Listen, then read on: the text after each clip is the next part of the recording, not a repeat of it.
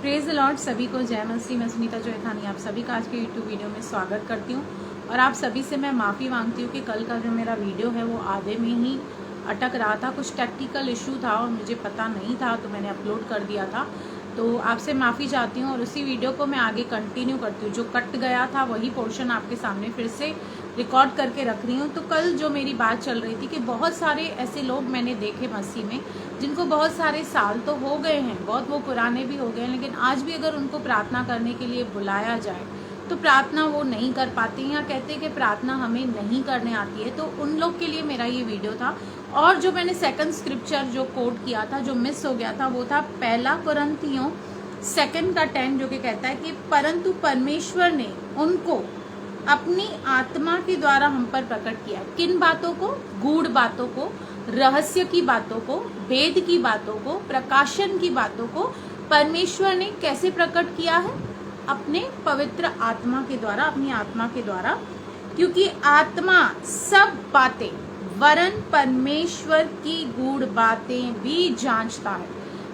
परमेश्वर का जो आत्मा, पवित्र आत्मा जो हमें दिया गया है एक बयाने के रूप में, एक हेल्पर के रूप में, एक सहायक के रूप में, वो क्या करता है? परमेश्वर की वेद की बातें, रहस्य की बातें जानता है। और जब हम उसके द्वारा, आत्मा के द्वारा प्रार्थना करते हैं तो परमेश्वर अपने उन वेदों को हम पर प्रकट करता है।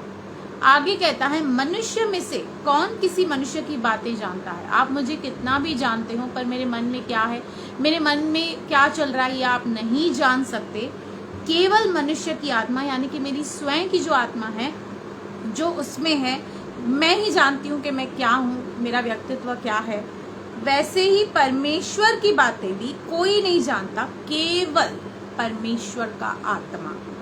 परंतु हमने संसार की आत्मा नहीं, परंतु वह आत्मा पाया है जो परमेश्वर की ओर से है, कि हम उन बातों को जाने जो परमेश्वर ने हमें दी है। ये आत्मा ऐसे ही नहीं दिया गया है और ये संसार के पास नहीं है। आप और मैं बहुत ही प्रिविलेज्ड हैं, बहुत ही ब्लेस्ड हैं कि हमें ये आत्मा इस दुनिया में रहते हुए मददगार के रूप में, हेल्पर के रूप में बहुत सारी बातें समझने में, आत्मिक बातों को समझने में, आत्मिक प्रकाशनों को समझने के लिए हमें दिया गया है। तो हम इसका फ़ायदा उठाएं, इसकी हेल्प लें, इसे रेस्पेक्ट करें, इसे शोकित मत करें। क्योंकि कई बार हम आत्मा को बुझा देते हैं। लिखा है आत्मा को शोकित मत करो, यानी कि बार बार जब हम गलत राहों पे जाते हैं, गलत काम करते हैं, गलत चीज़ करते हैं, तो आत्मा हमें रोकता है, हमारा मार्गदर्शन करता है। और जब कंटिन्यूसली हम उसकी आवाज़ को नकारते हैं तो हम आत्मा को शोकित भी करते हैं और आत्मा को बुझा भी देते हैं। मतलब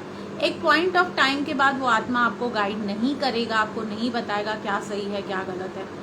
तो हमें उसका फ़ायदा उठाना है। क्योंकि यिर्मयाह 33:3 में लिखा है कि तू मुझसे मांग, मैं तुझे कठिन और गूढ़ बातें बताऊंगा जिससे तू अभी नहीं समझता। अगर आप परमेश्वर की बातों को डिकोड करना चाहते हैं, रहस्य की बातों को खोलना चाहते हैं, अद्भुत प्रकाशनों को, परमेश्वर के रिवलेशन को पाना चाहते हैं, तो आपको प्रार्थना करना है, पवित्र आत्मा के द्वारा करना है। क्योंकि आत्मा तो तैयार है परंतु शरीर दुर्बल है। हम प्रभु यीशु मसीह के बारे में देखते हैं कि जब वो सूली पे चढ़ाए गए थे, उससे पहले गत्सेमनी बाग में उन्होंने प्रार्थना की कि हे प्रभु, हो सके तो ये कटोरा मुझसे दूर लेकर जाइए मुझसे।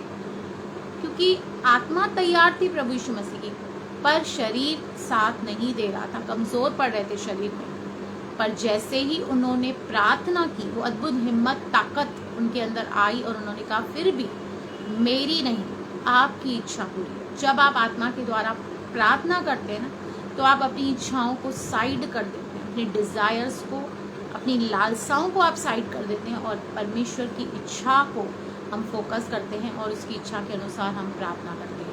तो प्रभु आपको बहुत बहुत आशीष करे। God bless you.